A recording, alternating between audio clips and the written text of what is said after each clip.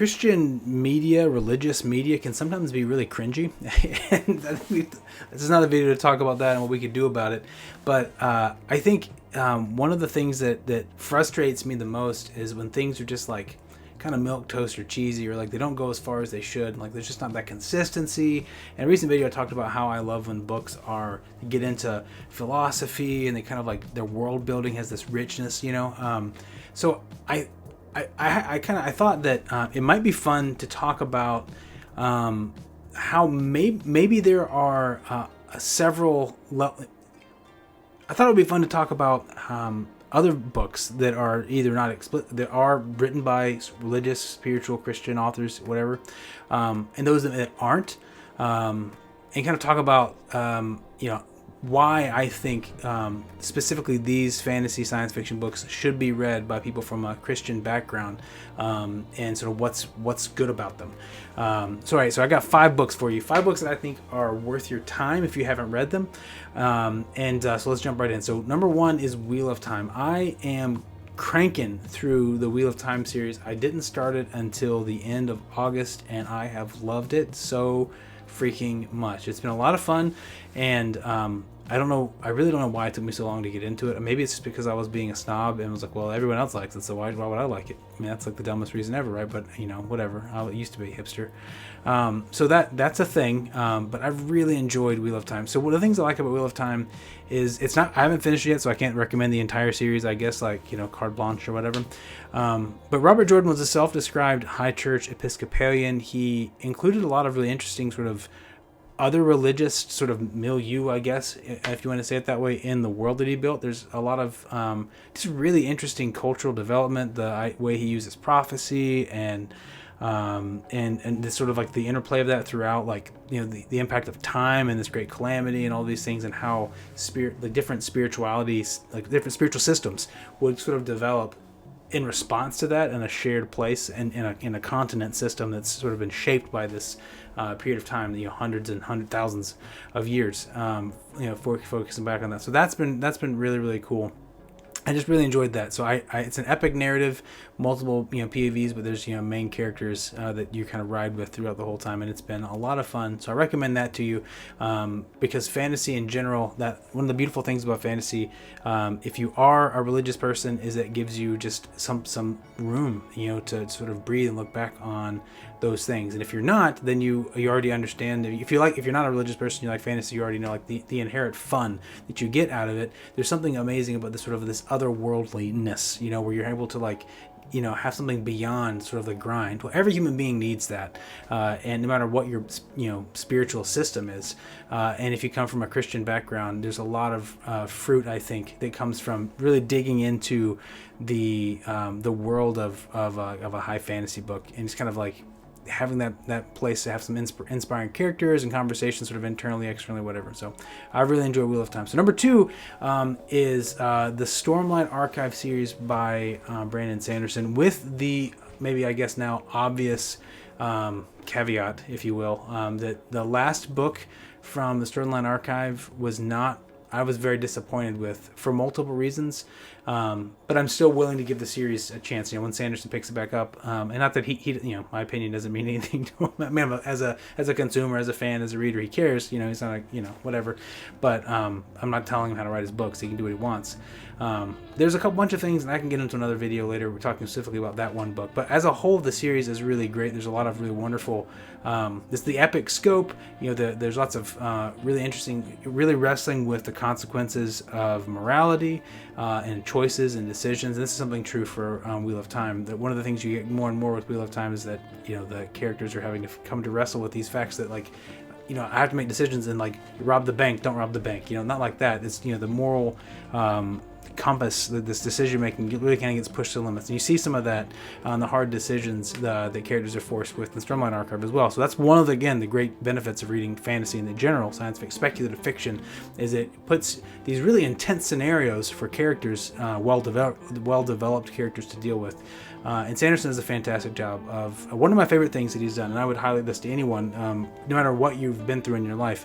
But the characters that he has highlighted, the things that have happened to so many of his characters in terms of like mental health. So there's such a focus on on healing, and this is this theme throughout the entire Stormlight Archive, which is really fascinating, and I really appreciated. As someone who struggled with depression in my past, like, it's really, really, really beautiful. It's really beautifully done. I think very, very beautifully done in a lot of ways. So I've really enjoyed that. So for nothing else, seeing a really fun treatment of that from really characters that become very lovable to you, to see that, that was awesome. So number 3 is Dune. If you've not read Dune, Frank Herbert's Dune is a fantastic epic. It is not everyone's cup of tea. It's a very unique. It's incredibly political, lots of intrigue, and it's really interesting to look at monotheistic religion developing over time, thousands of years, etc. From the perspective of an author who was decidedly, a-religious, let's say. Herbert's not known for his, monotheistic beliefs, and that's neither here nor there in one sense. But in the other sense, like seeing the way that he handled and treated these things is really fascinating, because there's just all these consequences that he has, and it's fun to see like sort of the thought experiment, and you can wrestle and argue like, I don't think that would happen this way, but there's a lot of a true sense of like an attention to humanity and like the way humans react to certain situations. He does that, but there's just a lot of really interesting sort of meat on the bones in Dune. It's a really it's a sweeping narrative. It's an entire series. It gets kind of like squirrely towards like the later books, especially as they get past like things that Herbert didn't even write. I mean, which is fine. Like continuing the series it's fine. But anyway, maybe you don't know what I mean, but maybe you do know what I mean. Anyway. I'll leave it there. Dune is really, really, it's worth reading if you've never read it, but it is definitely a unique thing. It is a little more intense. I'll let you know that there is definitely some a very sort of intense political intrigue, political machinations, and all that kind of stuff. But it's also there's a lot of sort of intense. I don't know. The story is just a little bit more. I don't know. I'm gonna say gritty. It's more definitely psychological too. So I'd recommend it to you. Michael J. Sullivan's Rare Revelation series. If you've been to like seen any of my last book videos about books, you will know that I love Michael J. Sullivan. He's one of my new favorite authors. I would recommend his series to anyone who likes good stories, whether or not you even like fantasy. There's a learning curve of like if you've never read fantasy before, you're going to struggle a little bit with the fact that like he's using there's elves and dwarves and people, so he has like sort of the expected cast of races, if you will, but he handles some things so incredibly beautifully that I think no one else I've seen. He handles things like retribution and sorrow and like contrition.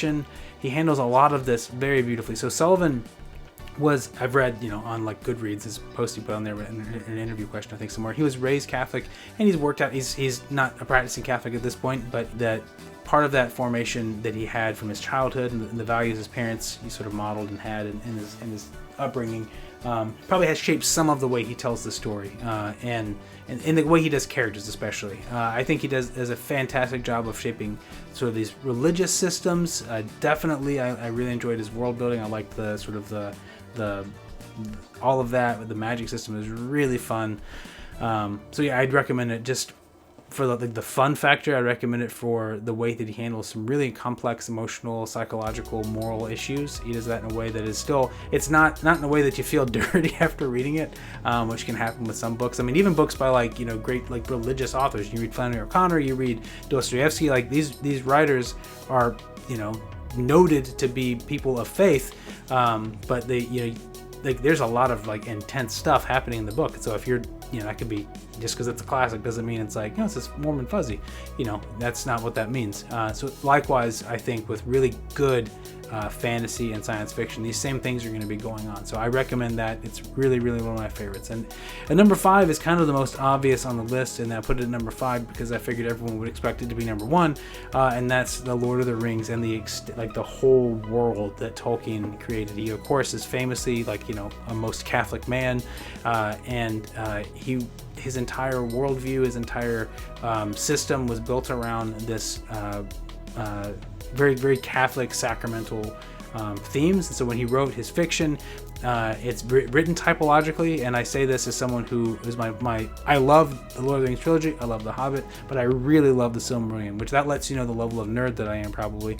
I have not yet, haven't sold enough cans to buy the entire history of Middle Earth, but as a nerd and a scholarly nerd at that, I would love to dig into that at some point.